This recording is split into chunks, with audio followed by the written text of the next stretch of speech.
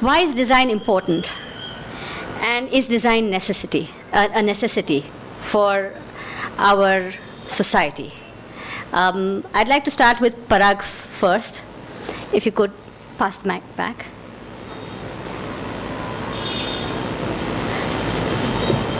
Thanks, Gauri. One of the things I do in my life is travel a lot and keep meeting people. The diversity, disparity of the earth is huge. Like, we see poor people around us. There are more than, I think, 5-6 billion people who are poor. All of us are quite comfortable in life. And when I was doing my work in some of the tribal areas bordering Gujarat and Maharashtra or wherever, the way people live, the way people use the things around them in their life or in their survival about life is spectacular. I have seen people living only with 200 rupees. I think it has not changed a lot. Maybe it has gone from 200 to 600 rupees a month, or maybe 700. Of course, they depend on forest and eat something from forest. But the way they use the things around them is spectacular. We can learn from them. Other thing is the animals, for example, the way they use cats or dogs or anyone around us, the way they use the context around them in a very beautiful way to survive is amazing to see. Now, one of the challenge we have is how design is going to be the part of it. And yesterday when we were talking, few of us, we said that everything around us is actually design. Everything what we do in life is design. Even the planning could be a design. So that part of our life, which is so integrated in design, I think it's very interesting. And you see very, very often the failures of designs everywhere. The way probably the local trains in Mumbai, the way they function. They could be better designed, or the roads or whatever. So there are all these examples of what works and what doesn't work. And then the question comes to our mind is what is the importance of that, and how the life could be better and how it could be comfortable if we use something different. I think that is the context. Maybe Santosh would like to add from the branding point of view how that works. Design, when we see a product coming from nature or man-made in factories, design is something that makes things easy or makes our lives easier or simpler. The importance of design helps us take our lives to the next level. That is the importance of design. For instance, when we look at design, even the lack of design at the planning stage reflects somewhere. You are laying down rail tracks. It is going to pass through a certain jungle. It will come in contact with animals because trains would ply at night times. Is it in your DNA? Is that design in your DNA that you have taken care of the wildlife? Even that thinking is design. So it is not just human beings. It takes care of your earth. It takes care of the problems that you are going to face and the solutions that you are going to offer with whatever you are doing. That essentially is design and importance of design. Anybody else would like to comment on it? I feel that our basic need, which is our 5 senses as a human being, are very important. The visual sense, the hearing, the touch, the smell, and taste. Now, in these 5 senses, we are directly related with many different things.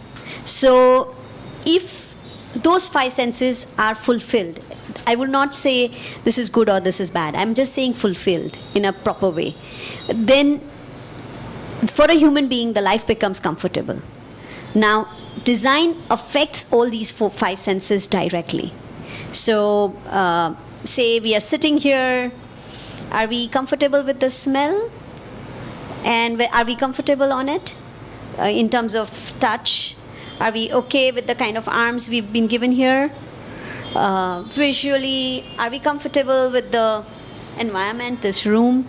It's going to control how we feel. And therefore, design is important because design decides how these 5 senses would react. And therefore, I feel it's very important to any moment, any place, any environment. To answer your question, is design a need and a necessity? I think absolutely so. all of us can sing also. Some will sing good, some will sing terrible.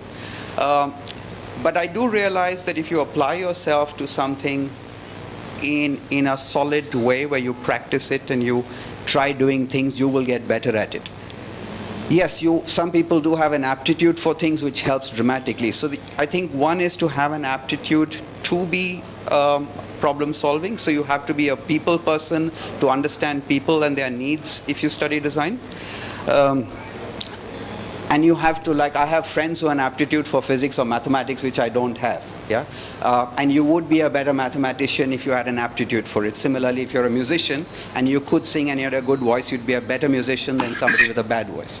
So I think there is a criteria of how and who should go in for design for sure, and which is probably what some of our aptitude tests or entrance tests should kind of.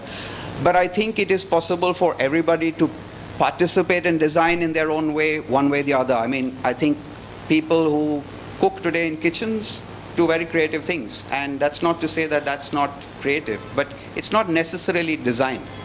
So I think design needs to be understood, and also to realize that designers today do not work independently as designers. I mean, very often I have worked with architects or scientists or philosophers or social workers on a project. So it's a combination of skills, and you bring to the table what you are good as a design person. I mean, fine. Yeah. Thank you. Thank you for getting me on here. And I've been listening at least for the last few minutes. Most of my points are covered. Kaushik, Parag, and Praveen. But yes, the two critical factors for design, I feel, for a designer and the design process is empathy and inclusiveness. And I think they are the two most critical things. But a third element of why should one be a designer, and I think it's that it's a very exciting and a lot of fun being involved in a design activity. I mean, the fun element in design, I think, is a lot more than most other professions. That's what I personally feel, okay? You're creating something, you're working out, you're trying to solve a problem. You're making a lot more people happy.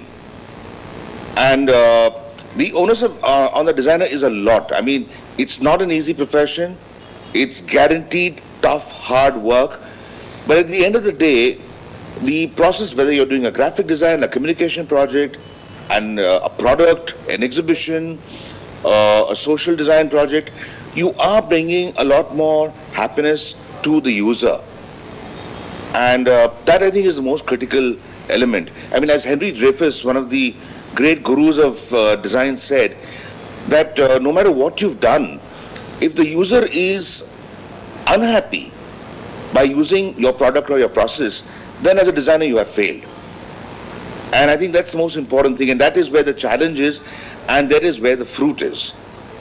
So, I mean, given any more lifetimes, I'd still become a designer.